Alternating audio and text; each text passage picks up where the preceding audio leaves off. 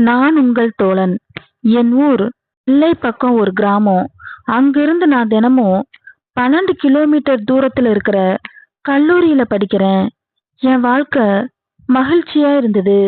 எனது நண்பர்களுடன் சேர்ந்து படம் பார்க்கறது, காலேஜை கட்டடிச்சுட்டு காட்டுக்குள்ள போய் சமையல் செஞ்சு சாப்பிட்றதுன்னு இருந்தேன். முதலாம் ஆண்டு படிக்க புதியதா வந்தாங்க. 2 வாரங்கள் கழிச்சு என் பக்கத்து அறையில ஒரே சிரிப்பு சத்தமா இருந்தது. நானும் என்னன்னு போய் பார்த்தேன். அங்குதான் அவளை கண்டேன். அவளை பார்த்து நான் என்னையே மறந்துட்டேன். அவ அப்படி ஒரு அழகு, மாநிறம். அவ உயரமும் இல்ல. அவள் கண்கள் மீன் போல இருந்தது. அவ சிரிக்கும் போது கன்னத்துல குழிவிலும். மொத்தத்துல அவ ஒரு தேவதை மாதிரி எனக்கு தெரிஞ்சா. உங்களுக்கு புரியும் வகையில சொல்லணும்னா, கும்கி படத்துல நடித்த லட்சுமி மேனன் போல இருப்பா. நானும் அவ பின்னாலேயே சுற்றிக்கிட்டு இருந்தேன். எனது காலேஜ் பயணம் முடியும் நிலையில இருந்தது. இந்த நாட்கள் இடைவெளியில அவ கூட பல முறை காதல சொல்ல அவ எந்த பதிலுமே சொல்லாம இருப்பது எனக்கு ரொம்ப கஷ்டமா இருந்துச்சு. அடுத்த நாள் எனது வாழ்க்கையில மறக்க முடியாத நாளாக மாறும்னு நான் ஒருபோதுமே எண்ணல. அன்று தேர்வுக்காக 10 நாட்கள் விடுமுறை கொடுத்தாங்க. இன்றுதான் கடைசி நாள். எல்லாரும் சந்தோஷமா இருந்தாங்க. நான் மட்டும் தனியா இருந்தேன். அவ என்கிட்ட வந்தா. எனக்கு என்ன பண்றதுன்னே புரியல. என்னை பார்த்து புன்சிரிப்பு சிரிச்சா. அங்க அவளை கண்டு வியந்து போயிட்டேன்.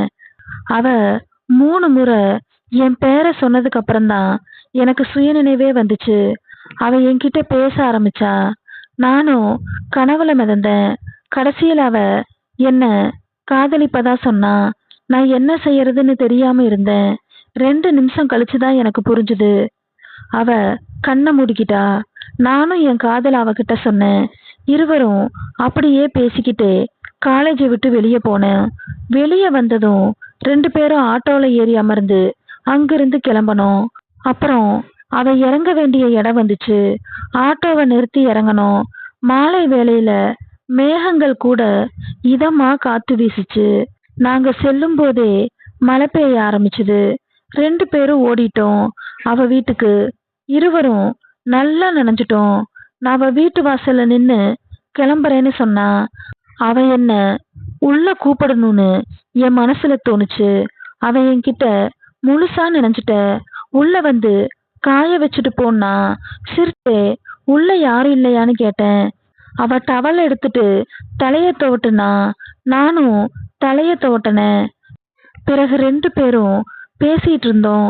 கொஞ்ச நேரம் கழிச்சு கிளம்புறேன்னு சொன்னேன். சிரிச்சுக்கிட்டே குளிச்சு முடிச்சுட்டு மகிழ்ச்சியா இருந்தோம்.